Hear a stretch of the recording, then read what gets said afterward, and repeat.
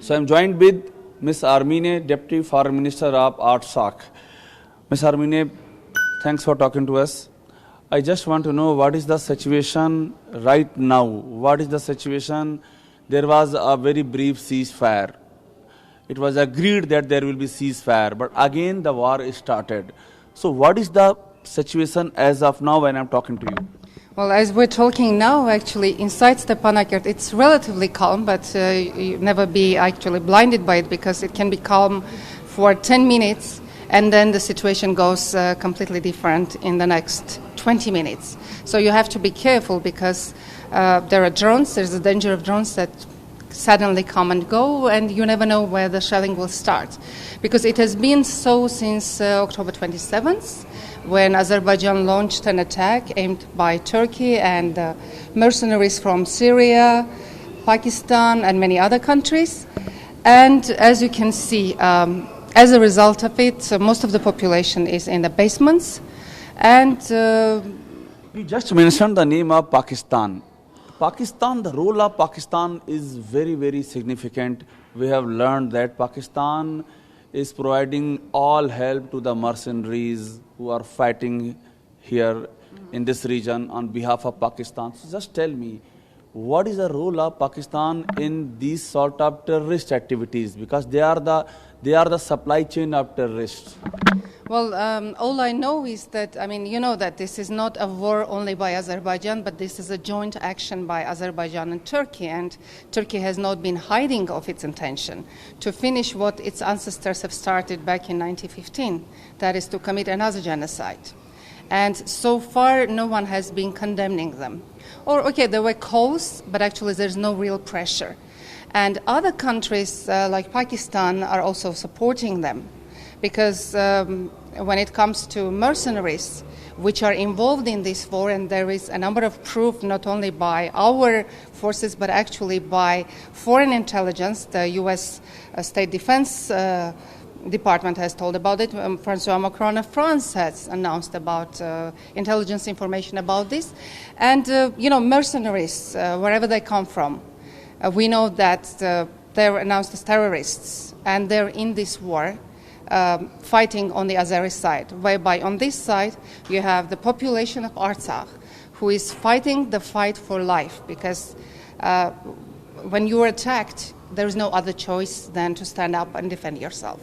And that's exactly what's happening here. So you just told me that there are some mercenaries backed by Pakistan. So how you are going to deal with the situation? Because it's Turkey, it's Azeri forces, it's Pakistan, and so many terrorists, mercenaries from Syria, from Pakistan, different part of the world. So how you are going to deal with this? Because they are claiming that they have taken back so many territories. They just claim they have taken back villages, territories. Azerbaijan is claiming. How you are going to deal with the situation? Well, we are doing our part, trying to defend the world from terrorists and from mercenaries. But I think it's the world responsibility for many countries in the world to actually do their part in fighting the terrorists, because I think the anti-terrorism fight is not a fight that can be carried out by one single country alone. And I think that's whereby when the international community, the other countries who don't want mercenaries, jihadists in their house in the next door neighborhood, I think they should really think about fighting this common threat together. So if this is a terrorism triangle by Turkey, Pakistan and Azerbaijan, can we call it a terrorism triangle? I wouldn't rush into making such conclusions, actually. I mean, the obvious thing is the joint alliance between Turkey and Azerbaijan. When it comes to other countries, they're involved through their mercenaries. But also we know that Pakistan has many agreements, also military agreements with Azerbaijan. So we cannot exclude that, of course, this is one of the countries that is supporting Azerbaijan, and it has never made a secret of doing so. And as of now, what is happening at the border as of now? They are using Israeli system, LoRa missile. We have found the evidence. They are using Russian rocket system, Smerch. So they are using such a deadly weapon against the Karabakh. So if you are putting all this fact into the light of international community that they are using the Russian weapon, they are using the Israeli weapon against Karabakh? We are putting that forward to all the international organizations, and we're using media like you to inform to the world that actually the weapons used against the civilians, and that's what they're doing, they are actually willfully targeting the civilian population, because in Stepanakert there are no military objects. There are no military objects in Martuni, in other places, and that's where they are actually relentlessly shelling every day, and it has been going on for the third week now. And I don't really see an adequate reaction from the world to all these actions, considering that they are using weapons, as you have mentioned, that are actually forbidden by international humanitarian law. Including cluster bomb. Absolutely, absolutely. I mean, that's when the organizations, the world community, the respective agencies should actually look into this, and there is the Karabakh Artsakh's Ombudsman's report that has proof and details of all these results of the cluster munitions and other rockets used against the civilian population, and it's easy to prove to the world. Besides him, there are also a number of international organizations that are currently working on a fact-finding mission to try to show to the world what is happening here. Because I think in the 21st century, whereby you have 150,000 people attacked by many times more number of an enemy, and today I can say, I can probably call them an enemy, although we never do this. But actually today I have no choice but to say this, because someone who is using forbidden arms to shell the population, the civilians, to create this harassment situation whereby people cannot get out of the basements and do their daily doings, that is something that should be very strongly condemned by international community. And what about their claim that they have taken back several villages adjoining the border area, like Fazuli, I think?